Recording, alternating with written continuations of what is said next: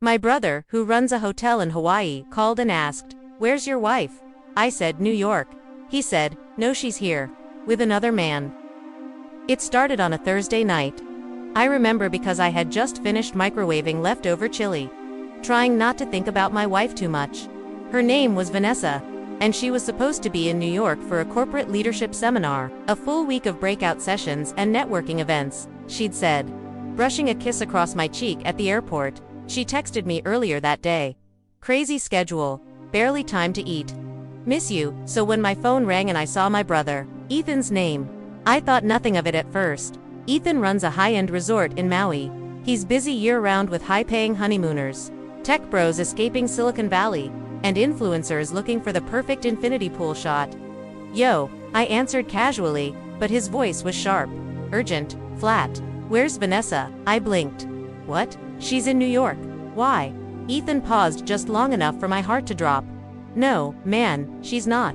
She's here. At my hotel. With some dude. They're checked into the Diamond Bay suite. She used your card, by the way." Time stopped. I stared at the floor like it might offer answers. "You're sure it's her?" He didn't hesitate. I checked the ID myself. Same name, same smile. She even made a joke about how the last time she was here, she was with her husband. That was me. I took her there on our honeymoon. What about the guy? Tall, muscular, buzzkill name he gave is Ryan Maddox. That ring a bell? It did. Ryan was her old college friend. They'd reconnected at a networking event 2 months ago. She told me about him over dinner like it was nothing. "Just a friend. Babe, chill." I didn't say anything. I just stood up and walked to the kitchen sink, gripping the edge like it would hold me up. "Did she say anything else?" I finally asked. "Yeah," Ethan said. "She said she needed a mental reset from the corporate grind. That's why they booked the spa package and the wine tasting. On your dime, by the way." I felt something inside me snap, but I didn't yell. I didn't cry. "Ethan," I said quietly, "can you help me ruin her?" He let out a breath like he'd been hoping I'd say that. "You've got me, bro," he replied. "Let's make her vacation unforgettable." Asterisk, I didn't sleep that night. I sat at my desk in the dark, scrolling through old texts, airport selfies, cheesy captions from Vanessa's Instagram. Every lie was now laced with venom. I checked her. Find my location, it was turned off. Of course, smart, too smart. At 6:42 a.m. Ethan emailed me photos, Vanessa sipping champagne at the cabana, Vanessa in a swimsuit I'd never seen before. Vanessa curled up on Ryan's lap under a palm tree, smiling like she hadn't destroyed someone. The worst one. Them kissing by the fire pit, the same fire pit she and I had toasted marshmallows at, on our second night as husband and wife. I felt the burn in my throat, but I didn't cry. Instead, I texted Ethan. Me. Let her spend, keep all receipts. Then tomorrow, shut it down. Ethan, copy. Want to upgrade their room as a trap? Me, hell yes. Presidential suite. Tell her it's a free romantic promotion. Ethan, savage. I'll roll out the red carpet. I leaned back in my chair, my knuckles white around the edge of the desk. She thought she was untouchable, that I'd never find out, that her little beachside escape would stay a secret, but she forgot who she was married to, and more importantly, she forgot who my brother is. Asterisk, the next day, I made the call to my bank. "Hi, yes, I'd like to report a stolen card, ending in 3772. Stolen?" the banker asked. I stared at the ceiling. Emotionally, financially, stolen. "Yes," I said calmly. An hour later, Ethan texted. "Ethan, she just tried to buy a poolside massage. Declined. She looks confused." Me, let her sweat. By noon, Ethan told me she was at the concierge desk, voice rising, card in hand. "She's saying there must be a mistake," he said. "Ryan's just standing there awkward, like he doesn't know what to do." I smiled for the first time in 24 hours. She thought this was a fantasy. She didn't realize she was starring in her own nightmare. Then my phone rang. Vanessa. I let it buzz twice before answering. "Hey, honey," I said sweetly. Her voice was brittle. "Something's wrong. The card's not working. And the hotel says we're responsible for the full bill. Can you check with the bank?" I paused. "But wait," I said. "Aren't you supposed to be in New York?" Dead silence. Then, a shaky laugh. "I can explain. Ryan and I." "Oh, no need." I cut in. "Ethan says hi. By the way, You remember Ethan, right? You're staying at his hotel. The one we honeymooned at? Her breath caught. Jason, please. It's not, I know exactly what it is, I said flatly. And guess what? You're about to find out what it feels like to be stranded, in paradise, with nothing. Her voice broke. Jason, please don't do this. It was a mistake. No, I said. Marrying you was the mistake. This is the correction. And I hung up. Asterisk Vanessa always said she liked control. She color-coded our spice rack. Planned our trips 6 months in advance. Even scheduled spontaneous date nights on her Google Calendar, but now, she was in a luxury suite with no working card, no backup plan, and a man who was about to run faster than her excuses. Ethan texted me at 6:13 a.m. Ethan, he's gone. I blinked. Me, what? Ethan Ryan left before sunrise, dressed, luggage in hand, didn't even wake her. Said something to the bellhop about a family emergency. Coward. Of course, Ryan wasn't in it for love. He was in it for a free beach getaway and maybe a few selfies for his Instagram. But when the room bill came due, and so did the reality, he bolted like a cheap magician, disappearing in a puff of shame. Vanessa was alone now. No money, no man, no plan. And I was just getting started. That afternoon, I moved on to phase 2. I called our financial advisor and had her name removed from all joint accounts. Banking, brokerage, business, everything. I changed every password. Wi-Fi, utilities, streaming, cloud backups. Then I called my lawyer. I want to file for divorce, I said, and request denial of spousal support based on infidelity and financial misconduct. He asked, do you have proof? I've got receipts, photos, video, and her own text saying she's in New York while she's actually in Hawaii. He whistled. Cold, he said. Correct, I replied. That evening, I logged into Instagram. Vanessa had posted a carousel photo set 2 days ago. Caption, hard work deserves a little reward. Hashtag grind mode, hashtag blessed. The third photo was a blurry cocktail glass. On a beach chair, my beach chair, the one I'd sat in 5 years ago next to her when we were just stupidly in love. So I commented publicly, hope Ryan enjoyed the reward. Receipts dropping soon. It took 11 minutes for her to delete the whole account. Too late. Ethan had already downloaded everything. Full race hotel footage, purchase history, timestamped charges under her name. I compiled it into a single PDF, labeled the email. Subject, you just lost everything. Then I hit send. Vanessa called again that night, this time from a borrowed number. Jason, please, she said.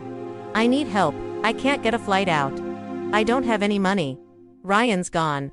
I don't know what to do. I could hear the broken version of her, no polished voice, no PR tone, just panic and regret wrapped in a sunburn and tears. Of course, I said. I'll book you a ticket right now. Her breath hitched. Really? Absolutely, I smiled. Middle seat, no checked, bags no lay flat. In fact, I got you the cheapest red-eye I could find. Silence, then a whisper. You're not serious. Oh Vanessa, I said gently. You really thought I'd be waiting for you? Like a safety net. Jason, I didn't mean. I know exactly what you meant. And now, you can mean it all alone. I ended the call. 2 days later, she landed, jet-lagged, pale. Wearing the same dress she left in, Ethan made sure her route home included 3 layovers. Middle seats, the entire way. One of them between 2 toddlers. I wasn't home when she arrived. The locks had been changed. She stood on the porch for half an hour trying her old key, ringing the bell, calling my number like a ghost. Eventually, she found the note taped to the front door. Vanessa, this house now legally belongs to me alone. Your belongings are in storage unit number 214. Code 0814. Our wedding anniversary. Funny, right? Please don't contact me again. It's over. Jason inside, the unit was everything she owned. Her handbags, makeup, designer shoes, all neatly packed. I even bubble-wrapped her skincare fridge. Everything, except her wedding ring. That, I pawned the day before. The money, donated to a domestic abuse shelter in her name. I didn't stop there. Remember Ryan? He wasn't just a fling. He was also a client of Vanessa's firm, which made their little beach affair a full-blown HR violation. Turns out, Ryan's actual wife found out before I even had to send anything. She filed a complaint. Vanessa's company investigated the travel receipts. Her job was gone within 48 hours. I got a text from a mutual friend the next day. Bro, Vanessa got fired. Blacklisted. That girl's done. I didn't reply. I just watched the silence settle, like ash after a wildfire. Asterisk, I stared at the photo Nate had sent me. A woman in a red silk dress stood at the front desk of his hotel. From behind. It was unmistakably Leah's exact figure, the small rose tattoo on her shoulder blade, the long black hair. But in the picture, her hand was wrapped around someone else's, a man. Tall, athletic, with a smug smile and a Rolex on his wrist. I zoomed in. The man was Bryce, my best friend since college. My best man at the wedding. My late-night brother during hard times. My stomach dropped so hard I almost passed out. That's not just a vacation, Nate said over the phone. They booked the honeymoon suite. Under his name. I didn't cry. I didn't scream. I went cold. Because something deeper than betrayal hit me. This wasn't just an affair. This was planned. Carefully, Torley, and for the first time I wondered, was I the last to know? Later that evening, I sat in my home office, staring at old wedding photos. Leah, in her white gown. Bryce clapping next to me, hand on my shoulder. A single moment hit me. At the reception, Leah and Bryce had disappeared for almost 30 minutes. She said she was changing shoes. He said he was helping the photographer. I had never questioned it until now.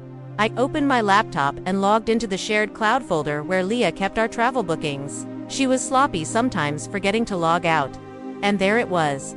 A hidden folder labeled Event Planning N and H. I clicked.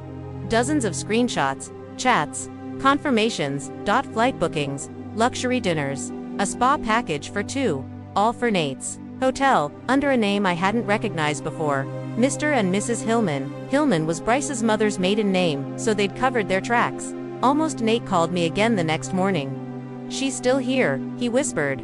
Room 409. They ordered breakfast in bed this morning. He asked for champagne. Don't say anything, I said. Let them feel safe. You're scaring me, Nate said. What are you going to do? Something no one expects. And I meant it, because I wasn't going to confront them, not yet. I was going to observe.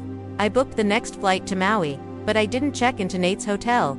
Instead, I rented a car and stayed in a small inn 5 minutes away. I wore sunglasses, kept my hair under a cap, and only contacted Nate through Signal. Every morning, Nate sent me updates. Every afternoon, I watched from the beach bar near the pool, sipping water and pretending to read, and every evening, Leah and Bryce walked past me hand in hand laughing like teenagers. She wore a thin gold anklet I had bought her for our anniversary, and on her finger, she wore no ring. The fifth night, Nate and I met behind the hotel kitchen. You've seen enough, he said. You ready to blow it up? I shook my head. No, I whispered. I'm ready to record it. That night, I left a small envelope at the front desk. Inside was a note written in Leah's handwriting. Meet me on the beach at midnight. Wear the red dress. Nate had found the exact notepad Leah had used for days to write spa notes, easy to forge a line with practice. I waited, behind the dunes, camera in hand, while Bryce stood there in linen pants and a desperate smile, thinking Leah had sent him a love note. At 12:17 a.m., Nate stepped out onto the beach in her red dress. Yes, my brother, 6'2", muscular and wearing Leah's red dress, lipstick, and a wig. The hotel security team caught it all on hidden cameras. Bryce screamed like a kid in a horror movie and ran full speed back toward the suite. It was hilarious. But I wasn't done laughing yet. The next morning, I walked into the hotel lobby, no cap, no glasses. Just me. Leah and Bryce were checking out at the front desk when she turned and saw me. Her face lost all color. She clutched Bryce's arm like she needed gravity to hold her. Hey, babe, I said casually. How was the spa? She opened her mouth, but no words came out. Or wait, should I call you Mrs. Hillman? Bryce stuttered. Listen, man, it's not what it save it, I said. I dropped the printed photos of them holding hands on the hotel desk. These copies are for you, I said. Mine are already in the hands of a divorce lawyer and Bryce's HR department. He froze, because Bryce worked at my firm, in a senior position, a position that came with a strict clause about ethics and conduct. Then I turned to Leah. You thought you'd go on a secret honeymoon using my family's hotel. My name still owns 20% of this place. I leaned closer. Enjoy your last taste of luxury, sweetheart. Then I walked away. They didn't follow.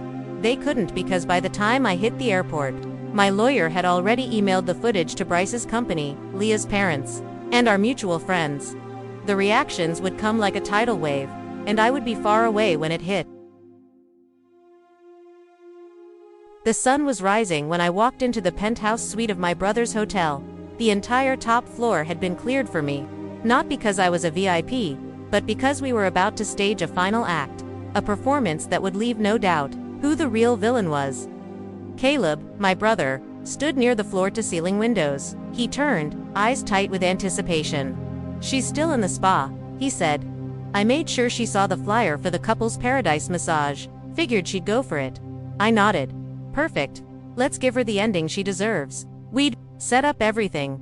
Cameras, microphones, and a team of journalists and bloggers, all invited under the guise of covering the resort's anniversary celebration. What they were about to witness was no press tour. 20 minutes later, the suite door opened. Alina walked in, smiling, a flower tucked behind her ear. She froze when she saw me. What are you doing here?" she said, looking past me to the cameras. "I thought you flew back to San Diego." "I did," I said calmly. "But then I got a call from Caleb about a certain husband and wife checking into the honeymoon suite under fake names." Her face drained of color. "You're making a mistake," she stammered. "This isn't Save It." I turned to the wall of monitors. One screen lit up, live footage of her at the bar last night, laughing with Bryce, his arm on her thigh. Another screen, audio recording of her saying, "He's so predictable. All I had to do was cry, and he wired the money." Gasps echoed from the hallway. Some reporters had their cameras rolling now. She realized it. "You set me up," she whispered, voice cracking. "No," I said. "You set yourself up. I just hit record." She lunged forward, trying to grab one of the cameras.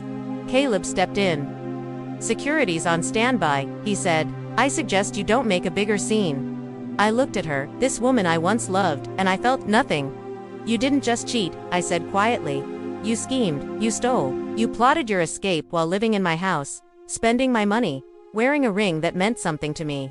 And worst of all, you thought I was too stupid to notice." Tears formed in her eyes. Not guilt, not love. Just fear of losing her game. A knock came at the door. It was Officer Nguyen, the detective who'd helped Caleb last year with a hotel-related fraud case. "We traced the second wire," he said, loud enough for the reporters to hear. "It went to an offshore account registered to a fake business. Alina set up using your social security number." He looked at her. "You're under arrest for identity theft and wire fraud." She didn't resist. She just stared at me as they cuffed her. "I loved you," she said. "No," I replied. "You loved what I could give you." They took her away. 3 weeks later, the video of Elena's arrest at the resort went viral. Not because of her, but because of what I did next. I donated the entire honeymoon suite booking, paid for by my bank account, to a military couple on their first vacation since deployment. I handed them the key on camera and said, "Some people waste blessings. Others deserve them." The internet called me the calmest revenge mastermind in history. Caleb's hotel was booked solid for the next 6 months. He renamed the penthouse suite the Redemption Room. And me. I finally stopped asking why Alina betrayed me. I stopped needing closure from her because sometimes, the best closure is letting someone expose themselves. Epilogue, 6 months. Ladarai was sitting on the balcony of Caleb's hotel, sipping coffee, watching the waves roll in. A woman walked up to the bar. Simple dress, no makeup, just peace in her eyes. She looked at me. "That seat taken." I smiled. It is now. Not every love story ends with a kiss. Some end with clarity. And sometimes, that's more than enough.